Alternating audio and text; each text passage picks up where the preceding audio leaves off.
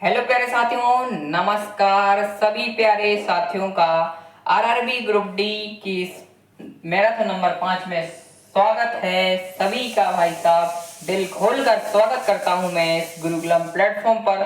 साथियों, जो हम ग्रुप डी एग्जाम के लिए 20 दिन 20 मैराथन चला रहे हैं, उसकी आज हमारी मैराथन नंबर 5 है, जिसमें क्या करते हैं हम हर एक मैराथन में जो बायोलॉजी के रेलवे एग्जाम्स में प्रीवियस ईयर क्वेश्चंस पीवाईक्यू आए हैं, हम हर एक एग्जाम के पीवाईक्यू को लेते हैं अपनी इस मैराथन में। और लगभग हम 20 दिन 20 मैराथन में लगभग 400 से ज़्यादा अपने क्या है बायोलॉजी के क्वेश्चंस को कराऊंगा मैं, जो आपके एनटीपीसी, एलपी और आपका ग्रुप डी और आरपीएफ कांस्टेबल हो गया, आरआरबी जेई, इन सब जो एग्जाम्स में बायोलॉजी आई है उन सभी के हम प्रीवियस ईयर क्वेश्चंस देख रहे हैं अपने आरआरबी ग्रुप डी के लिए। चलिए, स्वागत है आपका मैराथन नंबर 5 में। बिना कुछ देरी किए हम शुरुआत करते हैं हमारा मैराथन नंबर 5 का पहला क्वेश्चन 5 करोड़ के लिए। ये क्वेश्चन आया है आरआरबी ग्रुप डी 2022 के एग्जाम में। क्वेश्चन पूछ रहा है, कुछ सरीसृपों में निषेचित अंडों का लिंग निर्धारण करते या करती है।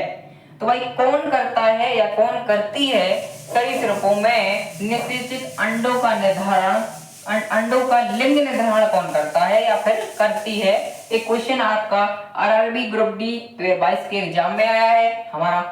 ऑप्शन नंबर ए है तापमान, ऑप्शन बी नमी moisture, option C allosome and option D हमारा ऑटोसोम। तो साथियों, निषेचित अंडों का लिंग निर्धारण कौन करता है सरीसृपों में? तापमान करता है। साथियों, क्या करता है?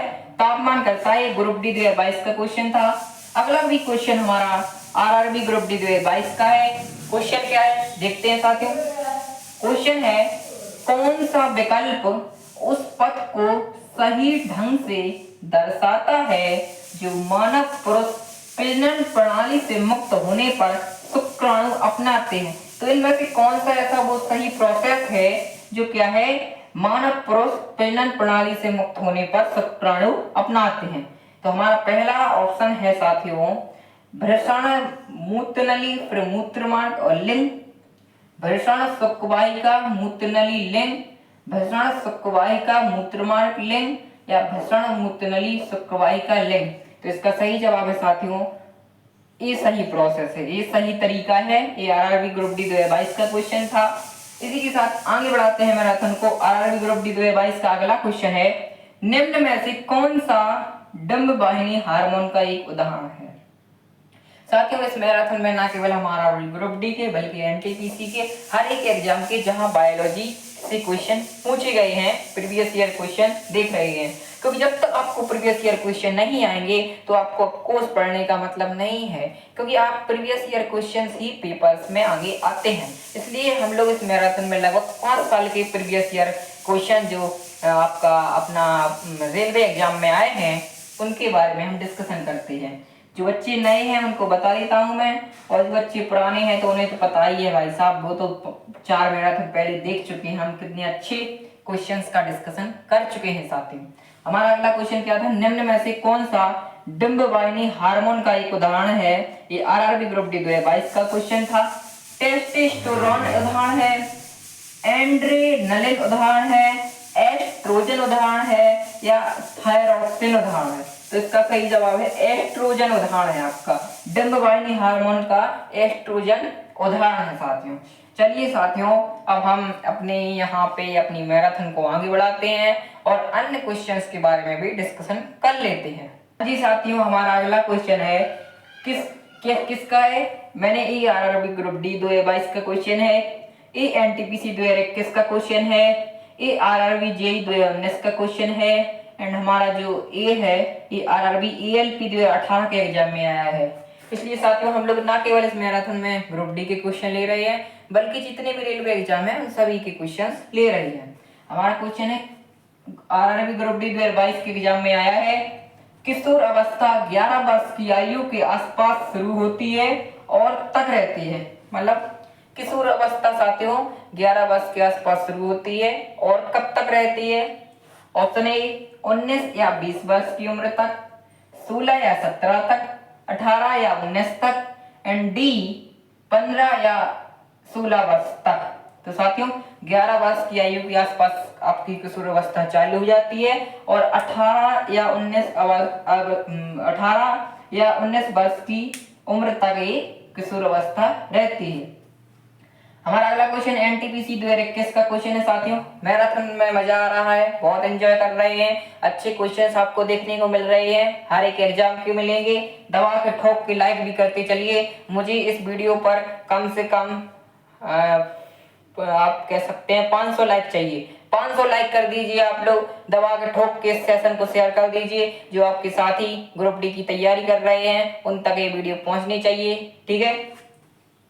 क्या है एनटीपीसी 2021 का क्वेश्चन है, एकल कोशिका वाले निषेध अंडों को क्या कहा जाता है? प्लास्टोसाइट, भ्रूण, फिटस, युग्मनज। तो क्या कहा जाता है? एकल कोशिका वाले निषेध अंडों को क्या कहा जाता है साथियों? आपका युग्मनज कहा जाता है। युग्मनज क्या कहा जाता है? युग्मनज कहा जाता है। हमारा अगला क्वेश्चन है आरआरबी जेईई 2019 का, पूछ रहा है डीएनए अनुक्रम में क्या? आरआरबी जेईई 2019 का क्वेश्चन है डीएनए अनुक्रम में जीन को चिन्हित करने की प्रक्रिया को क्या कहते हैं? अनुक्रम में जो डीएनए अनुक्रम होता है उसमें जीन को हम चिन्हित करते हैं, तो उस प्रक्रिया का क्या नाम है? किस नाम से जानते हैं? Gene expression, sequence assembly, option C annotation and option D proteomics. तो इसका सही जवाब है एनोटेशन के नाम से हम जानते हैं उस प्रक्रिया को। डीएनए अनुक्रम में जीन को चिन्हित करने वाली प्रक्रिया को एनोटेशन के नाम से जाना जाता है। नहीं लोग है टेंशन प्रक्रिया की, एनोटेशन सही जवाब है, ठीक है। हमारा अगला क्वेश्चन है आरआरबी एएलपी 2018 का क्वेश्चन है। आरआरबी एएलपी 2018 की परीक्षा में क्वेश्चन आया था, पुरुष में प्राथमिक यौन अंग कौन सा होता है? पुरुष होते हैं जो, उनमें प्राथमिक यौन अंग कौन सा होता है? ऑप्शन ए वीरपोटिका, ऑप्शन बी वृषण, option C prostate and option D बास्ट डेफरेंस। तो इसका सही जवाब है प्राथमिक यौन अंग पुरुषों में वृषण होता है साथियों। अब साथियों हम अपने मैराथन को आगे बढ़ाते हैं और आगे के क्वेश्चंस के बारे में भी डिस्कशन कर लेते हैं। हमारा अगला क्वेश्चन है साथियों, तीनों क्वेश्चन एएलपी के हैं और हमारा ये चौथा क्वेश्चन आरआरबी ग्रुप डी 2022 का है। मैंने कहा सारे एग्जाम जो प्रीवियस ईयर रेलवे एग्जाम में जो आपके क्वेश्चंस आए हैं उन सभी के बारे में हम डिस्कशन करेंगे।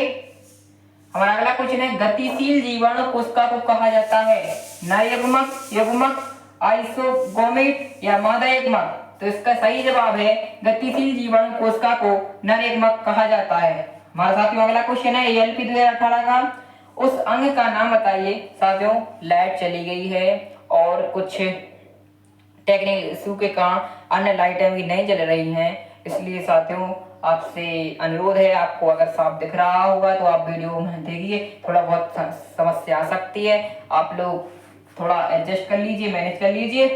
टेक्निकल इशू के कारण लाइट वगैरह कुछ इश्यू हो गया है, इसलिए यहाँ से वीडियो थोड़ा कम साफ आएगी, लेकिन आपको सब कुछ दिखाई देगा। ये मेरी गारंटी है, ये गुरुकुलम के सर की गारंटी है, ये मोदी की गारंटी है। एएलपी 2018 का क्वेश्चन है उस अंग का नाम बताइए जहां भ्रूण विकसित होता है। कहाँ होता है भाई भ्रूण विकसित? गर्भाशय में, गर्भाशय ग्रीवा में, फैलोपियन ट्यूब में या मूत्र वाहिनी में। तो भाई गर्भाशय में भ्रूण क्या होता है? विकसित होता है।